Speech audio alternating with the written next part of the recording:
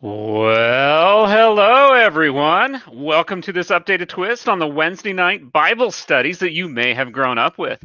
Tonight, Reverend Wendy Jerome will offer readings from the Hebrew and Christian scriptures that make up the Bible. We'll cover some Judeo-Christian basics and explore the Bible's themes, contradictions, and, well, its curiosities. Today, we are going to talk through Genesis and solve some of the goofy mysteries of Sodom and Gomorrah. And, well, my sister is my wife. These mysteries have a little bit of intrigue. So what do you say, Wendy? What do you think? Shall we go ahead and dive right on in? Let's do it. I think this could be fun. Okay, so one of the wonderful things about the Bible is that it's put together in a time when writing was a hot new technology. It was rocket science. So people had a lot of reference for it. And they had a lot of reverence for any old thing that was written down. They also had great reverence, because they're coming out of a largely oral tradition, for old stories. So when they assemble the pieces of what will become the Hebrew scriptures, it looks like they brought in a lot of things that for subsequent centuries they've had a little trouble explaining. How did that get in there? What sense does that make? Ooh, we're not sure we like that. A lot of midrashic arguments about what the heck does that mean?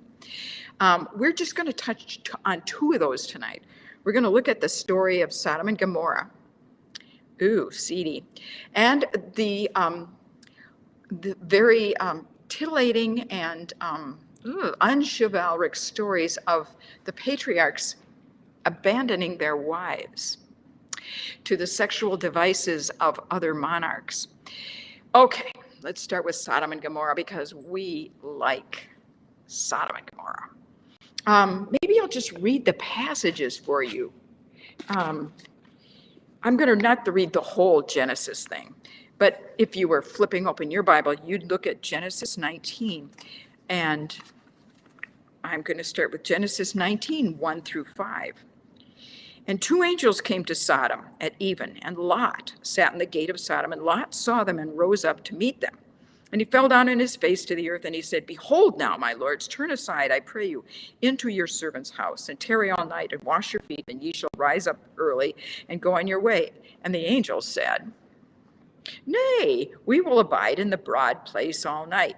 And he urged them greatly, and they turned in unto him, and entered into his house, and he made them a feast, and did bake unleavened bread, and they did eat. And then they're having a wonderful feast. He's being the exemplary host. You know, this is the great desert model, Bedouin model. You bring in the stranger.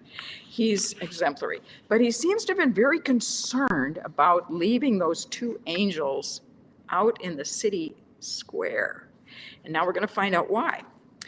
But before they lay down, the men of the city, even the men of Sodom, compassed the house round, both young and old. All the people came from every quarter, and they called unto Lot and said unto him, "Where are the men that came in to thee this night? Bring them out unto us, that we may know them." And you all know what knowing somebody means in the Bible. The inhabitants in this story, the inhabitants of Sodom, seem to want to have sex with these two strangers. You know, angels are cute or something, I'm not sure. Anyway, so Lot, being a super host, I'll just paraphrase what the rest of this, Lot, being a super host, boards his doors and says, "No way." And then he actually goes out there and he says, "Look, you guys, that's kind of really bad form. Don't do that. If you want, I'll send out my virgin daughters." And these guys say, no, we want the strangers in your house. What actually finally happens is that the Sodomites push through the front door, and the angels smite them blind. All right. And then God gets really, really angry at this town. And so God decides to fix their wagons in the towns of Sodom and Gomorrah.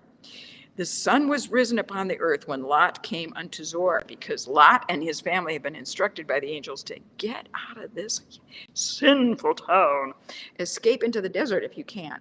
So, and So they are running away out of town with Lot, his wife, and their daughters. And they look back from the hillside. Then the Lord caused to rain upon Sodom and upon Gomorrah brimstone and fire from the Lord out of heaven. And he overthrew those cities and all of the plain and all the inhabitants of the cities and that which grew upon the ground. And then we have the famous little piece that everybody's quoting about Lot, Lot's wife, who looks back and is turned into a pillar of salt. So if you visit Israel today, they'll show you this big pile of salt, and they'll say that's Lot's wife.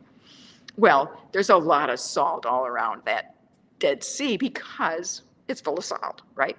It used to be larger than it is, so there's every reason for there to be a good deal of salt kind of coating the hillsides around the Dead Sea. Well, this just looks like another darn excuse for the poor to make fun of the rich or to come down on them in some way. And it gets worse because as the story goes on, without a wife, Lot and his two daughters are out there, and they realize that there's going to be no way for their tribe to survive. So the two daughters get Papa drunk and get Papa to get them both pregnant, and thus are born the tribe of the Moabites. So the Moabites are all descended from naughty incest, okay? So this story accomplishes a couple of things in my view. Number one, it lets you mock the rich people of Sodom and Gomorrah because the cities were rich. And it lets you mock your present day neighbors, the Moabites. You can say something about your current enemies, all right? Well, there has been some wonderful archaeology done in this area, and we have some wonderful new refreshing information about this story. So we are not going to stay in the dark for long. For about the last 16 years, archaeologists have been digging on the west side of the Dead Sea.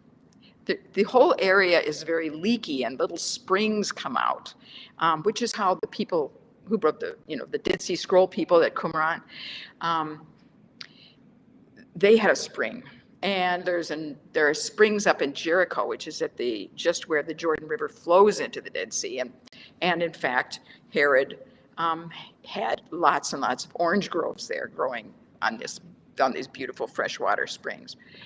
Well, this area actually had freshwater springs. It's called Ein Gedi, and it's a national park in Israel now. But these digs have turned up the remains of huge cities. And they obviously were very wealthy cities. They were on the west bank of the Dead Sea, and they were living well. Because look at all the products they can produce, or they can glean from this Dead Sea. I'm going to give you a hint, so your brains will get turning on this. I was just looking at a map in the Oxford Biblical Atlas of this area during Herod's reign, and it isn't called the Dead Sea. It's called Lake Asphaltitis, Asphaltitis.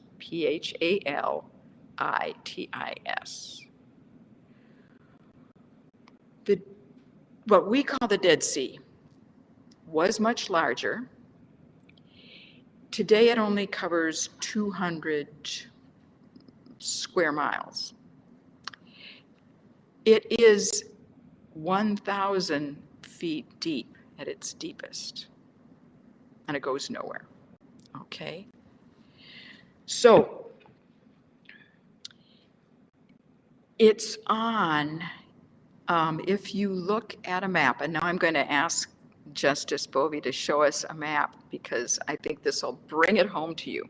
Okay, look at that giant crack in the earth. It's green on this little map. It runs through Israel down to the Gulf of Aqaba, and it actually runs down into Africa. It runs through Old Uvai Gorge, where the Leakeys found earlier hominids and our ancestors.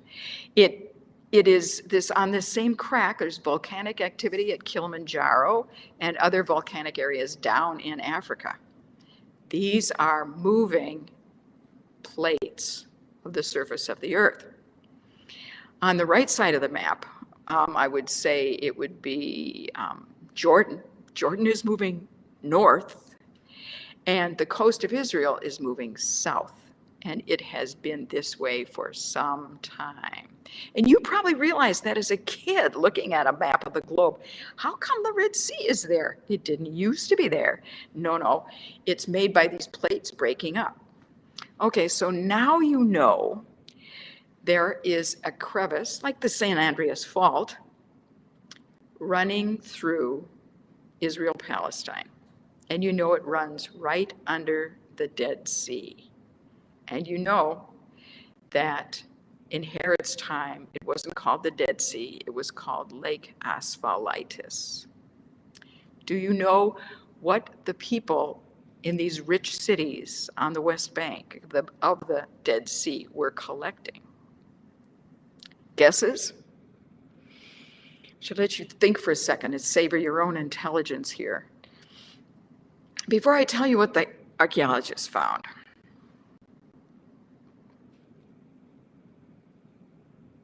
all right, I'm going to jump in now. Okay. It seems that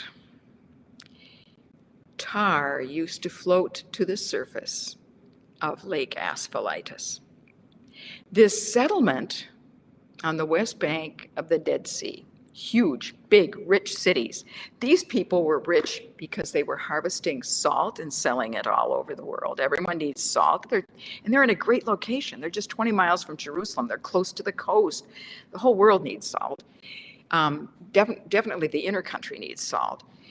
They were also harvesting bitumen or tar that floats to the surface.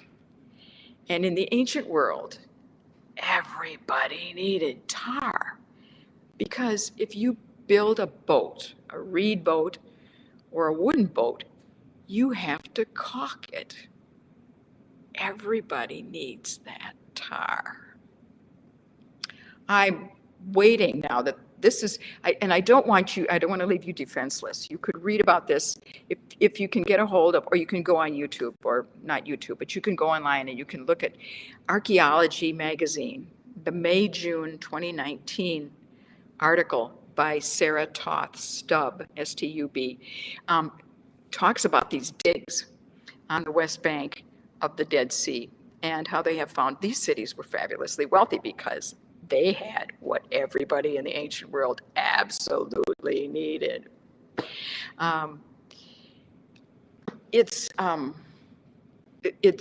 The other part of this is you think about how these cities are destroyed. Well, certainly there could be seismic events that knock them down. Jericho was knocked down by seismic events. There's slippage along this fault line. But if people really need this stuff, and they've needed it since, human beings have been making boats. We have ancient stories about boats that are older than 3,500 BCE, from the basin of the Tigris and Euphrates. So we know these cities were established well before the 7th century BCE. In fact, millennia back, because everyone's needed that tar. So there'll be more digging, I'm sure, in the area, and we'll find out more in the next few years. And I think what we even may find is we may even find that some of the tar is traceable. It can be identified on boats that are out in the Mediterranean, perhaps on Crete and perhaps in Greece. That'll be a lot of fun to watch for. Okay, so what I just want to say here is, goofy story. Somebody pretends it's about sodomy. Oh, sodomy was not a problem in the ancient world. Everybody was going after his own sheep and his own goats.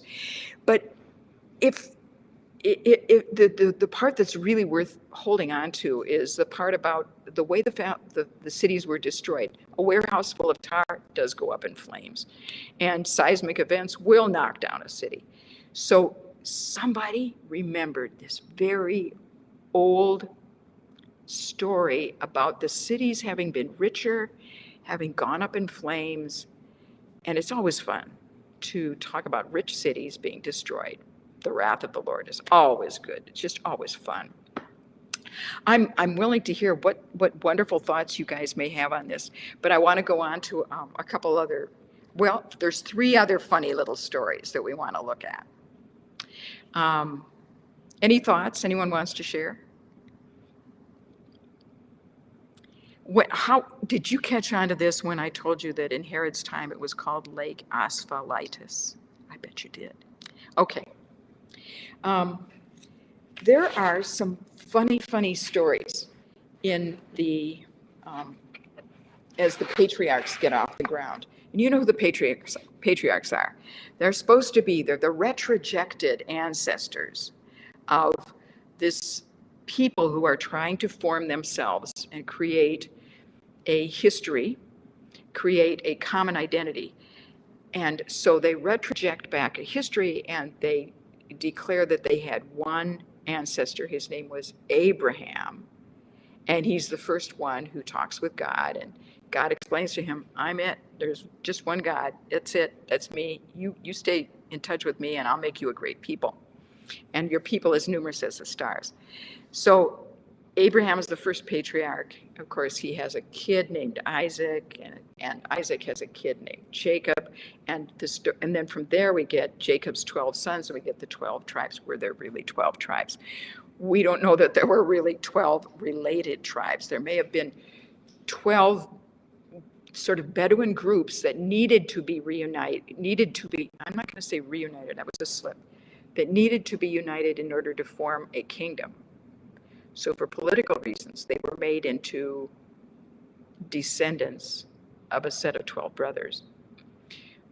But the patriarchs are this group that everybody's sort of based on, and we call the Western religions, Islam, Judaism, and Christianity, the Abrahamic religions, because they're all supposed to be descended from Abraham. Okay, but we're going to look at Abraham in a somewhat darkened light. I'm going to read these problematic passages.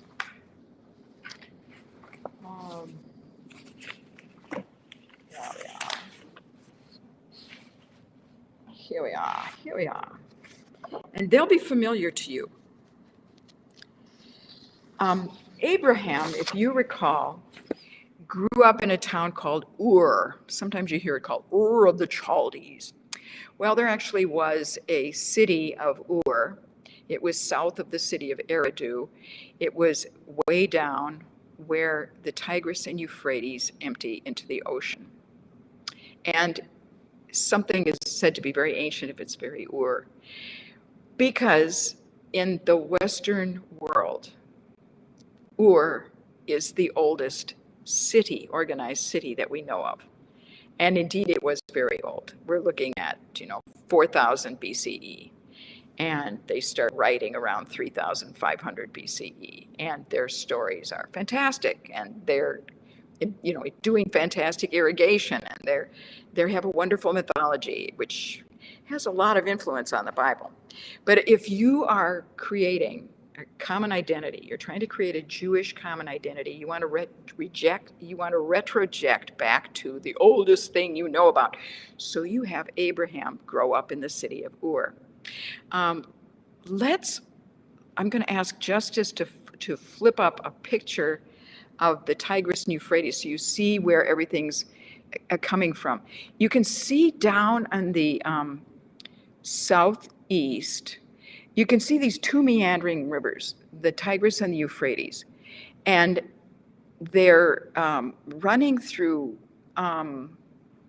sometimes it's desert, sometimes it's fertile land. What you really want to get is you want to get near those rivers so you can actually get fertile land. But people didn't know about irrigation at first, and so the place where everything started was down near the marshes where the Tigris and Euphrates empty into the ocean. And that's Ur. All right, the quick story on Abraham. He's a little boy growing up in Ur. His dad is an idol maker. He bashes all his father's idols one day, and he challenges his father, saying, Dad, those aren't real gods, because look, they're just lying if they were real gods, they could put themselves back together again. And I just broke them all. And his father gets angry at him. And Abraham says, well, okay, obviously I've got to grow up and get out of this and go found a new religion. So Abraham journeys in this retrojected story. He journeys up the Tigris and Euphrates in a northwesterly direction. When he gets all the way up to where they bend into the mountains in Turkey, there are a group of people who live there called the Hurrians, and there is a town called Haran. And he is said to have found his fabulously beautiful wife, Sarah, in Padan Haram. So she was a Hurrian, okay? Then he proceeds down and he goes over into the land of Canaan. And the land of Canaan, of course, has famines from time to time. So you have to go journeying down into Egypt to get a job and to buy some wheat or whatever. I don't think we need to see the map anymore, but as long as you remember where his journey was, sort of going up northwest towards the end of those two rivers. So he's got this fabulously beautiful wife. He gets to the promised land, the Canaan, and bad year, famine. So here's the quickie. Now there was a famine in the land, so Abram went down to Egypt to sojourn there, for the famine was severe in the land. When he was about to enter Egypt, he said to Sarai, his wife, I know that you are a woman beautiful to behold. And when the Egyptians see you, they will say, this is his wife. Then they will kill me, but they will let you live. Say you are my sister, that it may go well with me because of you, and that my life may be spared on your account. When Abram entered Egypt, the Egyptians saw that the woman was very beautiful, and when the princes of Pharaoh saw her, they praised her to Pharaoh, and the woman was taken into Pharaoh's house. And for her sake, he dealt well with Abram. And he had sheep, oxen, he-asses, men servants, maidservants, she-asses, and camels. But the Lord afflicted Pharaoh and his house with great plagues because of Sarah, Abram's wife. So Pharaoh asked Abram and said, what is this you have done to me? Why did you not tell me that she was your wife? Why did you say she is my sister, so that I took her for my wife? Now then, here is your wife. Take her and be gone. And Pharaoh gave men orders concerning him, and they set him on the way with his wife and all he had. So, actually, Abraham goes away enriched by the Pharaoh. And we'd like to believe that the Pharaoh has not laid hands on this virtuous wife of the ancestor patriarch. Now, he does that again. Abram, this is in Genesis 20, journeyed toward the territory of the Negev, and he dwelt there between Kadesh and Shur, and he sojourned in Gerar. And Abraham said of Sarah his wife, she is my sister. And Abimelech, the king of Gerar, sent and took Sarah. But God came to Abimelech in a dream by night and said to him, behold, you are a dead man because of the woman whom you have taken, for she is a man's wife. And now Abimelech had not approached her. So he said, Lord, wilt thou slay an innocent people? Did he not himself say to me, she is my sister? And she herself said, he is my brother? In the integrity of my heart and the innocence of my hands, I have done this. Then God said to him in a dream, yes, I know that you've done this in the integrity of your heart. And it was I who kept you from sinning against me. Therefore, I did not let you touch her. Now then, restore the man's wife, for he is a prophet, and he will pray for you, and you shall live. But if you do not restore her, know that you shall surely die, and all those who are yours. So Abimelech sends Abram on his way, much enriched with many presents, with Sarah intact. Okay. Seedy, unchivalrous behavior. One wonders what Sarah really felt about her husband doing this. Well, it happens a third time. Only this time, it's with Abram and Sarah's grown son, Isaac. He's traveling with his wife, Rebecca, who is also remarkably beautiful. And when they cross into the land of Abimelech, now why does this happen again? it is reported, her beauty is so dazzling, it is reported to the king, and the king sends his strong men out, and they approach Isaac and they say, what's your relationship with this woman on the donkey? And of course, Isaac says, oh, that's my sister, because he didn't want to be killed, right? So she is taken into the house of the king, and then the Lord intervenes, and she is returned to Isaac unscathed, and Isaac is enriched. All right. What do we have here? We have 3 stories that put 2 leading patriarchs in a very bad light. And there is a lot of argument about this.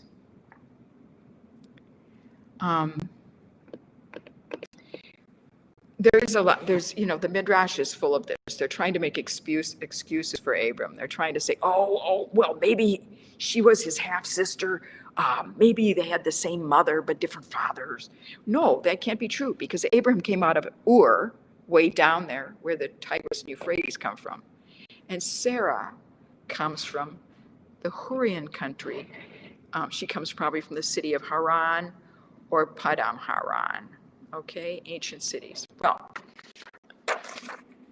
we can scratch our heads about this forever, but what turns out is that a whole lot of clay tablets, hardened by fire in the palaces, have been found in Nuzi, which is a Hurrian city. And we've been able to read these. And what we've got is a whole lot of what do people really, write down? They write down a lot of their legal codes. And there's a lot of legal material in there about the arrangements made for marriages. The person who kind of cracked this, and I want to give you a source in case you want to check it out, is a fellow named Speiser, Speiser, Speiser. And he looked at these codes and analyzed the letters sent between families arranging some marriages. And it looks like women have a sort of choice in marriage among the people of Haran. They can be married off, or with the woman's consent, she can also be made the sister of her husband. And this facilitates transfer of inheritance. It also makes the relationship much more permanent. You're not going to divorce your brother. You're going to stick with this guy.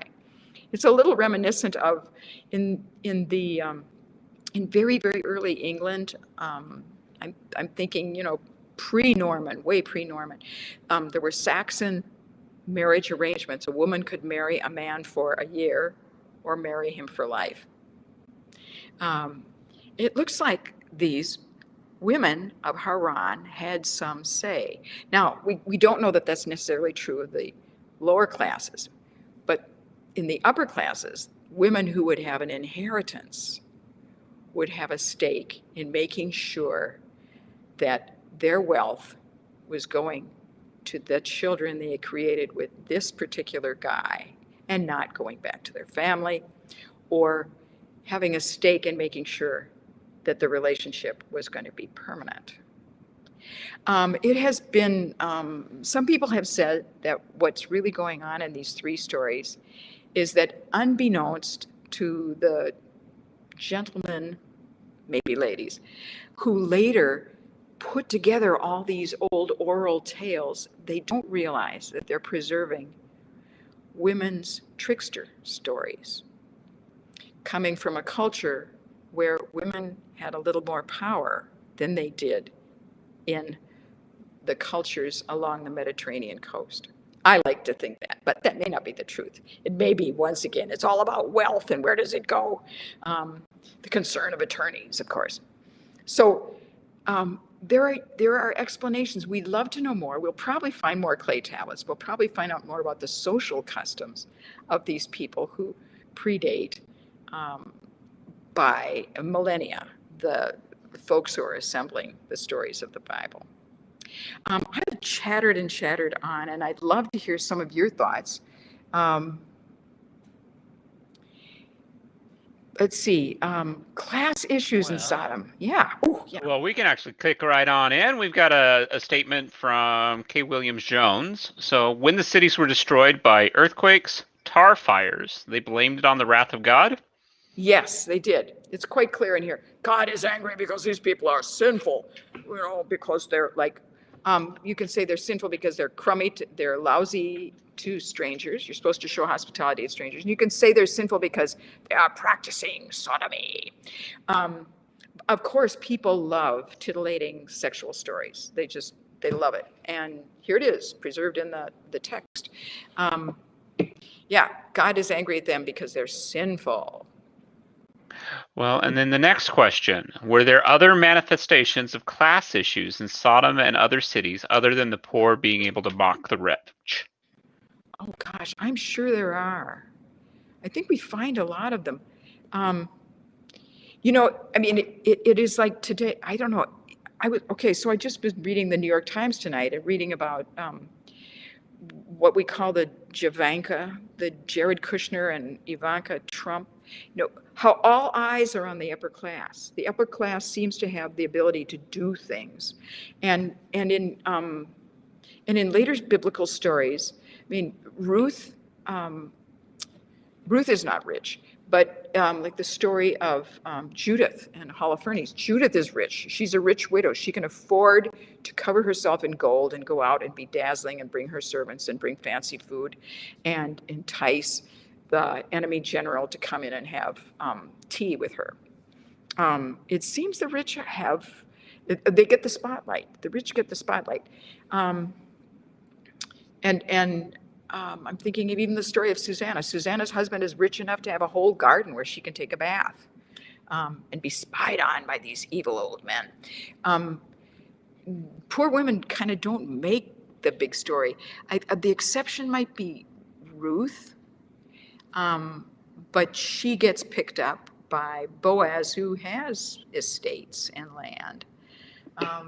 Why are our eyes always on the wealthy who have means? I don't know. Maybe because they can keep clean and look better.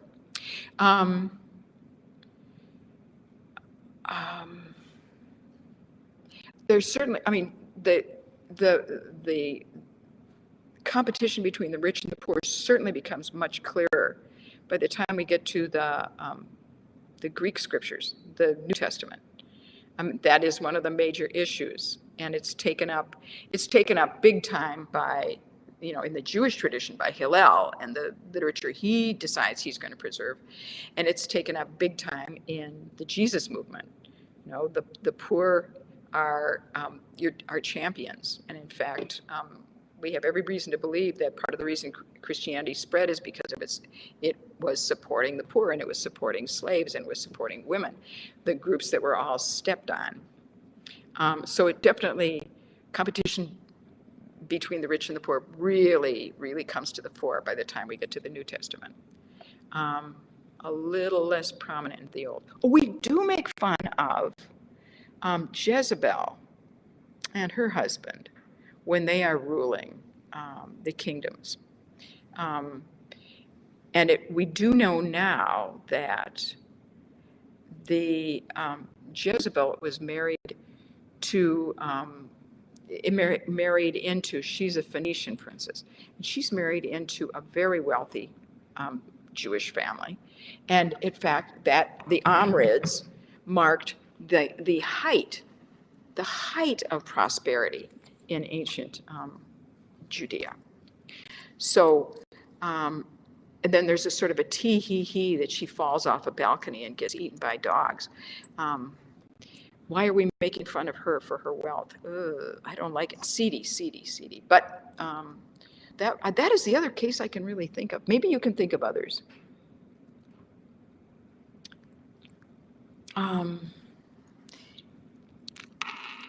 Well, that is definitely pretty solid information. I would ask, here's a question I have for you. Are you ready? Ready. Okay. Okay. So As we talk about this stuff, and we understand that these stories may or may not be true. For instance, we know that much of the stories in the Bible about the Egyptians and even about Abraham we can't find any facts or archaeology to back them up. Why should we care and believe, even come down to the conclusion about what we're talking about when we say Sodom and Gomorrah? Because I think it's nifty. I think it's nifty if we use these in order to do some archaeology and find out how darn clever our ancestors were. And I say that as a North American privileged person with a lot of technology. When I was a little kid, I grew up with this kind of worldview that we were the smartest people in the world because we had rocket ships and we had books and we had libraries and we had cars, and that people in other parts of the world and in previous years were dumber than we were, and that's not true. They were super smart. I mean, these people, they're smart enough to go out in the middle of this Dead Sea and grab this tar and invent boats and learn how to caulk them. They're smart enough to invent writing. Those people are fully as intelligent as we are today. And today, if I think about right across the present time, the illiterate person walking through the outback of Australia, the Aborigine is if as intelligent as I am, if not more so. It lifts me away from my I'm going to call it Eurocentrism because I look like a European. It lifts me away from my sense of superiority as a person with great technology. Our ancestors were not dummies, and neither are the people in less technological civilizations today in our world. They're pretty smart. I think it helps us have more esteem for our fellow human beings. So I like to find it. I don't know how many people here in this group have read Guns, Germs, and Steel by Jared Diamond. It's a wonderful book, somewhat along the veins of what I've been talking about. He writes about why does the Western world, in particular the European and North American cultures, why do they have so much more wealth? Why do they dominate the world? And he wrote the book to answer an illiterate guide who was taking him through the jungles of New Guinea and who knew every bird, every plant, at what stages of the plant's life it was poisonous, at what stages it could be prepared in certain ways and eaten. And Jared Diamond had said to him, you're a genius, and if I took you to Oxford, people would be slack-jawed meeting you. You're a genius. And his smart little guide said, well, if I'm a genius, then how come you guys run the world? And it's just accidents. It's just accidents. These people of the ancient world were darn smart. And even if they didn't have the whole story, they tried to make up a story that would help them swallow and hang on to the history. So they make up this story about Sodom and Gomorrah. Somebody remembers that once upon a time there was a big fire in that town, and they make up a story. But it leads us to discover that the people who lived there, way before any writing, were actually pretty inventive. That's a great question, Justice.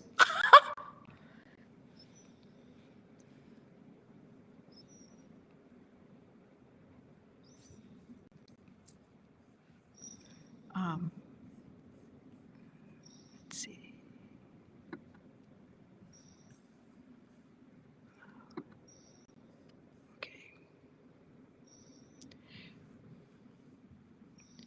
Okay.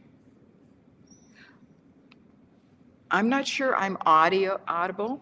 Okay, let's see, restream maybe. I'm not audible. I apologize. Oh, that okay. was my all bad. I went off on a whole tizzy there. Well, thank but you said something good. Well, thank you so much, Wendy, for joining us. That was 40 minutes discussing the Bible, breaking down Genesis and how my sister is going to be my wife in all these conversations, right? So Right. I've thrown into the chat a Zoom link. I'm going to go ahead and kick off the after party here in a short bit. So if you guys want to, feel free to jump on in there. And we'll go into a little bit deeper dive into some of these conversations for the next 20 minutes where we can talk more face-to-face and back and forth. I will send that to you via email, Wendy, in a moment. But again, thanks everyone for joining us. And I got to call it out, Joyce. Joyce said it. Don't forget to like the video. Definitely like and subscribe to Dinner Conversation. Let's get these conversations going. Let's start breaking down more of our understanding about the Bible and where we're currently at. And with that said, Wendy, where can our viewers find you and the information that you are discussing? Like books, I would refer them to Archaeology magazine. Okay. And the material about Sodom and Gomorrah was an article in the May-June 2019 issue about the digs there. And I guess you kind of have to go into, you kind of have to get into scholarly books to find out about the marriage customs of the people of Haran. But Spicer is the person who really cracked that issue. Yeah. So I also want to, this is a great book. You can't see it's called The Harlot by the Side of the Road. Forbidden Tales of the Bible by Kirsch, Kirsch. And it's a fun book. It's got some of these wacky stories in it. Okay. Awesome. Well, thank you very much. And if you guys want to join us in the after party, go ahead and click on that Zoom link and I will get that started here in a moment. Thank you all. We will see you next Wednesday. Bye, all.